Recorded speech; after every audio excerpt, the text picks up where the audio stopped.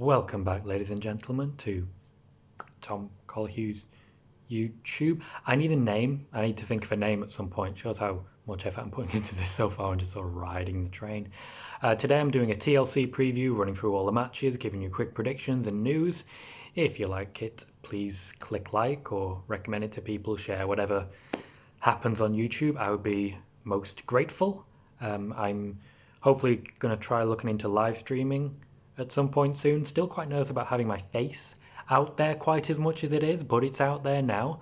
A lot of people watched the previous video. Thank you very much. It's a lot of positivity has come my way, a lot of encouragement to keep going. So at the moment, that is definitely the plan, to keep going. Thank you for your support. I will now get straight into the match predictions. I don't want to bore you too much. First off, we have the open challenge from the Viking Raiders. Viking Raiders have been on a great run. I don't know if the titles are actually on the line here, but I still don't see the Viking Raiders losing to anyone. That does factor in to who I believe the challengers will be. Most heavily rumoured is Gallows and Anderson, the greatest tag team in the world, who would be coming in, probably losing the match quite decisively, but at least it might get AJ Styles on the card, because Styles against Rey Mysterio clearly isn't happening now, or at least at the time this video is being produced, it is not happening.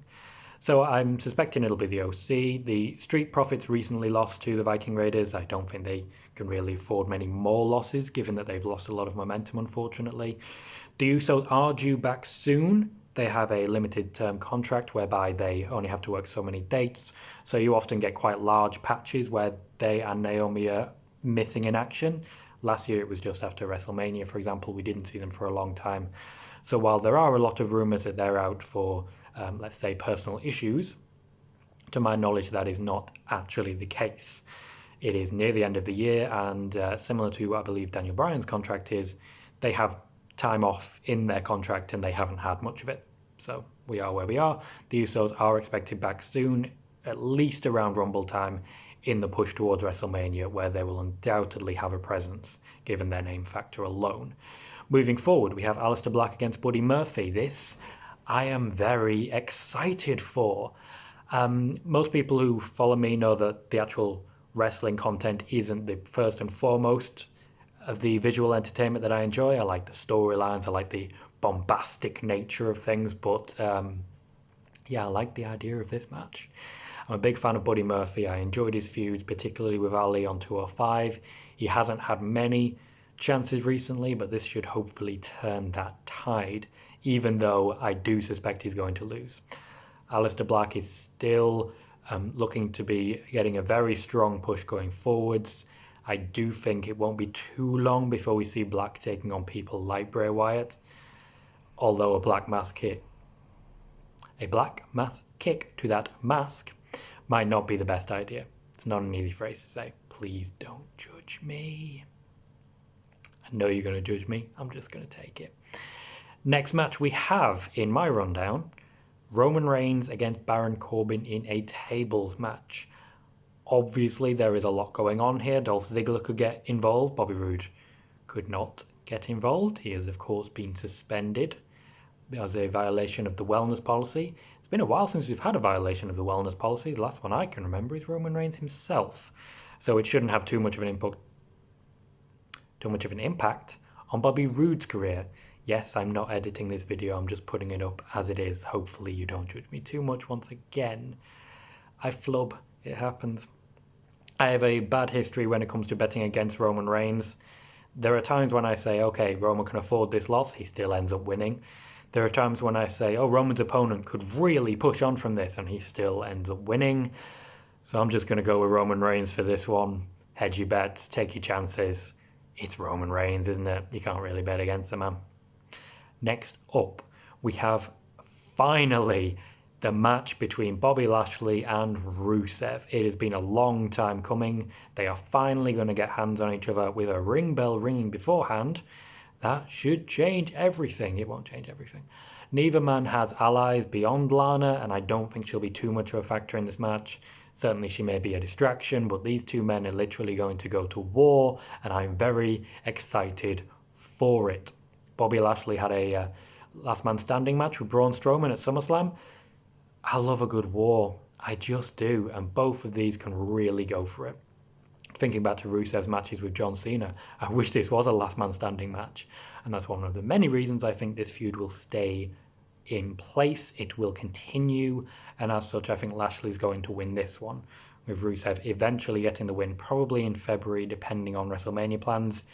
This could go all the way, but I do have a guilty hope that Rusev's going to win the Royal Rumble. So a loss here does good things for Lashley. Could potentially see Rusev get his heat back soon. You never can tell. Yes, I know it's going to be Roman Reigns, but you never can tell. I'm a fan as much as everybody else, and I would love to see it. A match that hasn't been announced that I've put on the card, even though other matches aren't on here. I've put Bayley defeating Lacey Evans, probably with help from Sasha Banks. I think that match needs to be on the card. I think we need to see at least one Women's Championship defended, now that we know the Raw Women's Championship will be tied into the Tag Championship scene, which is a good call for that and those titles, but it does mean that I think, unfortunately, Becky is running out of challenges.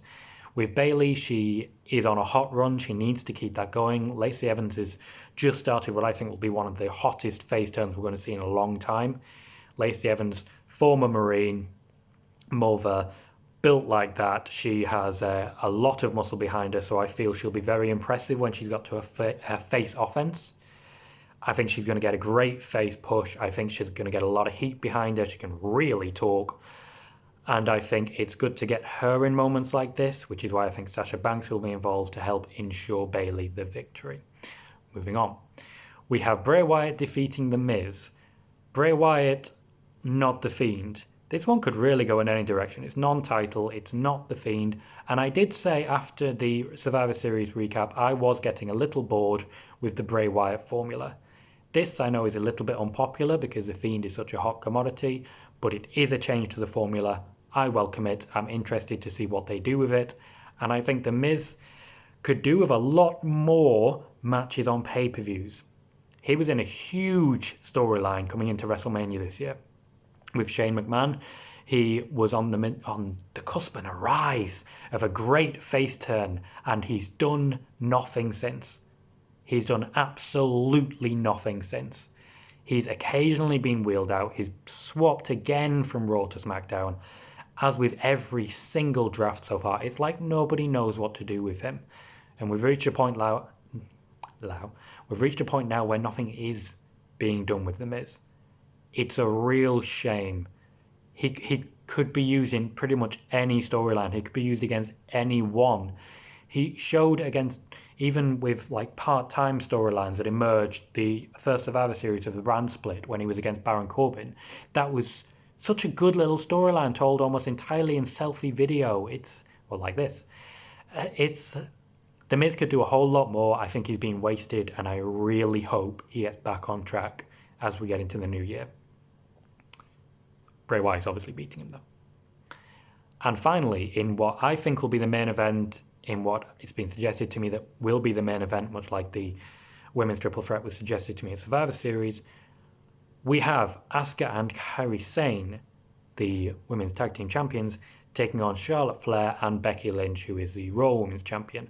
A lot of championships here. This is a TLC match, and this features 3 of the women who were the TLC match main event of last year's TLC. Definitely a good look for Asuka. Definitely a good look for Kairi Sane. She's really coming into her own and benefiting from this storyline. Becky Lynch, from what I can tell here, the idea is that we'll see Becky Lynch taking on Asuka in a rematch at the Royal Rumble. So I think the right thing to do here is for Asuka and Kairi Sane to go over.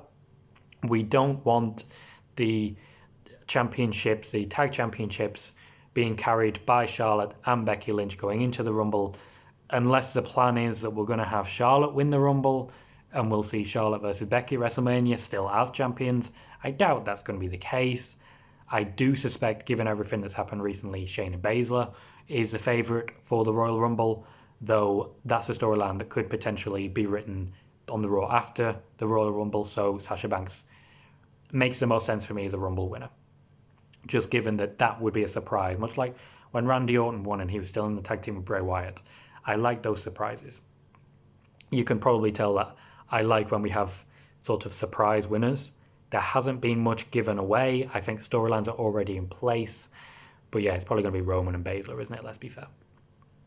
That's everything I have to say on TLC.